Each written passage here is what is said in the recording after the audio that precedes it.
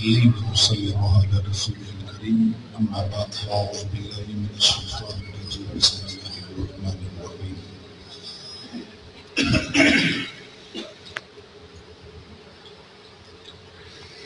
إنما يخشى الله من عباده العلماء صدق الله وصدق رسوله النبي الكريم إن الله وملائكته يصلون على النبي يا أيها الذين آمنوا صلوا عليه وسلموا تسليما الصلاة والسلام عليك يا رسول الله وعلى آلك وأصحابك يا سيدي يا حبيب الله صاحب صدر گرامی قدر ہمارے ہر دل عزیز شخصیت دنیا ادب کے عظیم شاخات میری مراد ڈاکٹر ناصر صاحب مدرس جن کے ساتھ میرا بہت پرانا جانی پہچانی رشتہ ہے، ان کے ساتھ ہمارے عظیم علمی خاندان سے تعلق رکھنے والی شخصیت ڈاکٹر امجد صاحب، دیگر علماء کرام فضلاء اور ہماری اس بزم میں تشریف لانے والے ہمارے مقتدر بزرگوں دوستوں جماعت ساتھی، میرا کچھ پروگرام نہیں تھا کہ میں نے کچھ اظہار خیال کرنا ہے، اس کے لیے کوئی تیاری نہیں، کچھ ان کے اوپر چند دن پہلے لکھا تھا تو اسی میں سے ایک چھوٹا سا اقتباس آپ کو سنانے کی کوشش کرتا ہوں۔ مولانا فرید الملت حافظ غلام فرید صاحب چشتی رحمہ اللہ ان کے حوالے سے کہ ان کا علماء میں شمار ہوتا ہے، اور یہ ہمارے استاذی العلماء باہر العلوم مولانا محمد عبدالحق صاحب رحمہ اللہ کے عظیم شاگردوں میں ان کا شمار ہوتا ہے۔ اس حوالے سے ان کو علماء کی صف کے اندر ایک خصوصی مقام اور خصوصی شرف حاصل ہے۔ قرآن کریم آپ پڑھ لیں، میں آج ہی اس کا پڑھ رہا تھا کہ قرآن کے اندر ایک لفظ استعمال ہوا ہے علم، علم سے آگے بنتا ہے عالم، ایک ہوتا ہے عالم اور ایک ہوتا ہے عالم۔ عالم کہا جاتا ہے جہان کو، اور عالم کہا جاتا ہے علم رکھنے والے، اس سے پھر علماء، عالم کی جمع ہے علماء۔ علماء کا لفظ نہایت فصیح اور بلیغ لفظ ہے، قرآن نے اس کو دو مقام پر استعمال فرمایا ہے۔ نمبر ایک سورۃ الشعراء کے اندر، سورۃ الشعراء کی آیت نمبر 197 کے، وہاں اللہ نے فرمایا اولم یکن لہم آیۃ ان یعلمہ علماء بنی اسرائیل، اور دوسرے مقام پر سورۃ الفاطر کی آیت کے اندر جو بھی میں نے آپ کے سامنے تلاوت کی ہے، انما یخشی اللہ من عبادہ العلماء۔ دو مقام پر قرآن نے لفظ علماء کا ذکر فرمایا، اس کے علاوہ تقریباً 13 مقام پر قرآن پاک کے اندر عالم کا لفظ استعمال ہوا ہے۔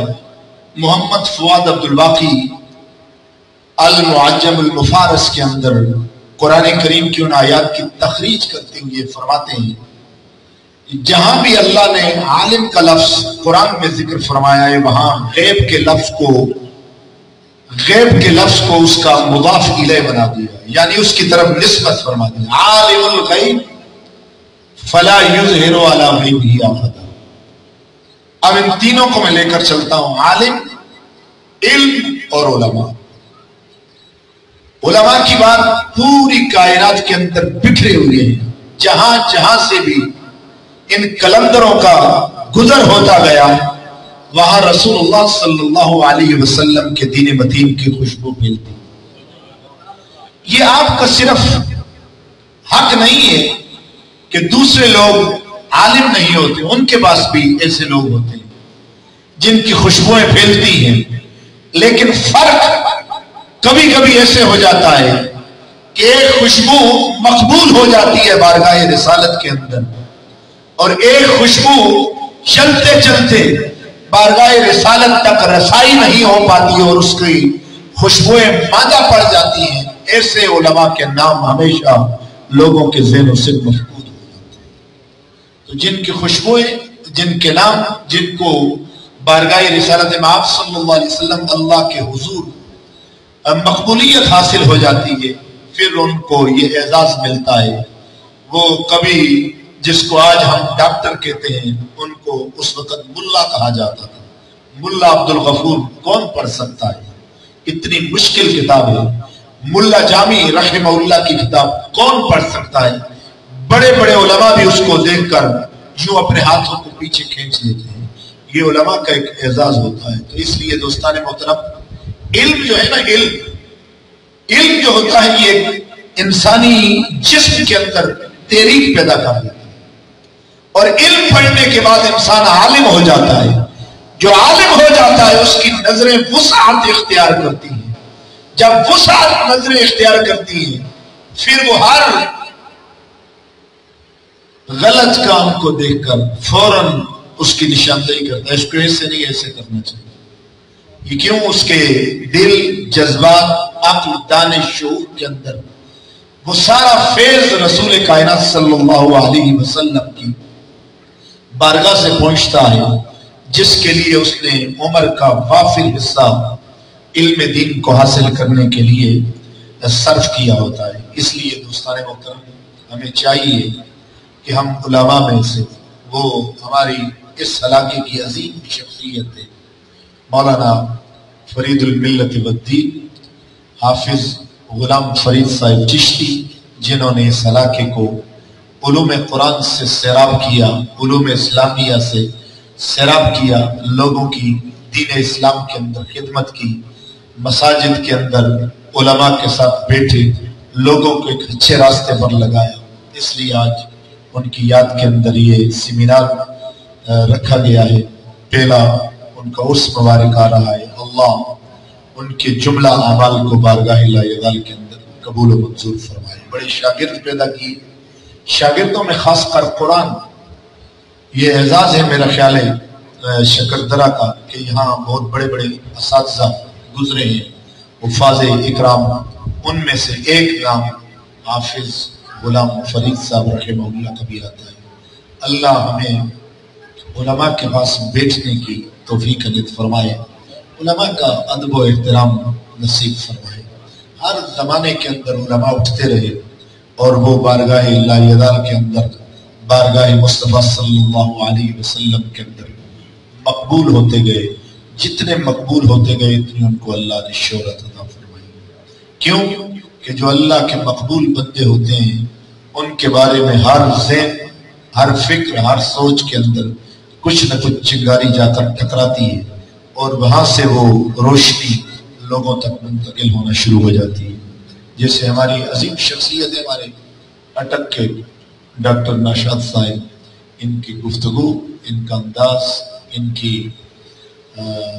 والہانہ محبت علماء سے، اور ان کی اپنی درویشانہ زندگی اس چیز کی عکاسی کرتی ہے کہ علماء کے ساتھ ان کا بڑا دیرینہ تعلق ہے۔ اللہ ان کو درازی عمر نصیب فرمائی۔ ہماری اس محفل کے اندر آئے ڈاکٹر امجد صاحب تشریف لائے، اور پیر طریقت رہبر شریعت حضرت پیر سجاد حسین شاہ صاحب، یہ بھی عظیم شخصیت ہیں۔ پھر علامہ کے شہزادگان اور ان کے ہم سفر مولانا محمد سفیر، حافظ محمد سفیر، جو واقعہ ہی انہوں نے مولانا غلام فرید صاحب کے ساتھ اپنی محبتوں کا اظہار کیا اور آخر دم تک ان کے ساتھ رہے۔ اللہ جو انہوں نے یہ گلشن بنایا ہے اس کو آباد رکھنے کی ان کی اولاد کو توفیق عطا فرمائے۔ تو اللہ نے قرآن کے اندر فرمایا، میں گارنٹی دیتا ہوں کائنات میں، انسانوں میں علماء ایسے لوگ ہیں جو مجھ سے ڈرتے ہیں۔ علماء اللہ سے ڈرتے ہیں، اس لیے اللہ ایسے لوگوں کے پاس ہمیں بیٹھنے کی توفیق عنایت فرمائے جو ہمیں اللہ کی بارگاہ تک پہنچاتے ہیں۔ وآخر دعوایا